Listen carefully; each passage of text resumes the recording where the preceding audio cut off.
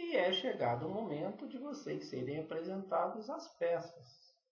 Ou seja, no nosso campo de batalha, que é o tabuleiro, nós vamos colocar as peças que vão trabalhar sobre esse tabuleiro.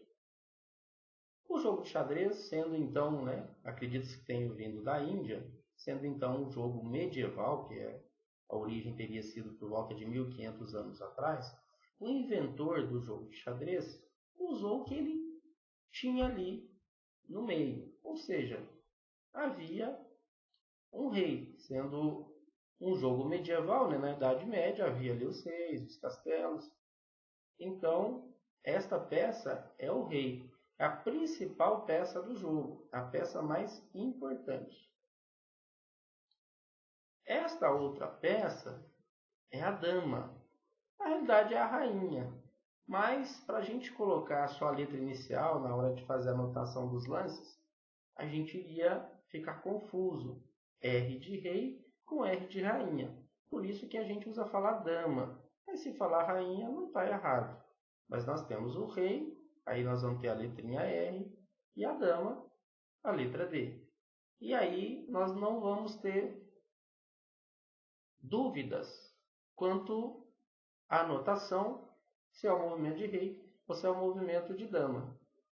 No caso, por exemplo, do inglês, não teve esse problema. A gente tem o king, K, que é o rei, e o queen, que é o Q, que é a rainha. Mas no português e no espanhol, nós usamos falar dama, exatamente por conta dessa questão da letra inicial. Em seguida, nós temos torre. As torres, então, compunham ali aquele ambiente da Idade Média, porque seriam as torres, digamos, do castelo. Em seguida, os bispos, representando o elemento religioso, os cavalos, a cavalaria, e os peões seriam soldados. Na realidade, seria assim: rei, rainha, torres, ou seja, as torres seriam as máquinas de guerra, que compunham aquele cenário ali, mas não como uma estrutura física. Eram chamadas de máquinas de guerra as torres.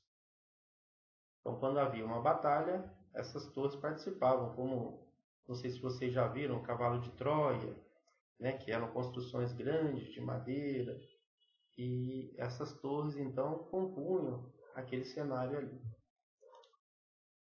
Bispos, os cavalos e os peões. Então, estas 6 peças são as 6 peças que nós vamos aprender: o movimento e a captura. Pois todas as outras peças, nós temos 32 peças, elas se repetem, tanto das brancas como das pretas. Então, são 16 peças brancas e pretas. O termo comum, a gente fala brancas e pretas, mas como eu já havia explicado, peças claras, peças escuras. Casas claras e casas escuras são termos, digamos assim, mais frequentes hoje. Em seguida, então, vamos passar para a parte de movimento. Neste capítulo, vocês foram apresentados as peças do jogo de xadrez.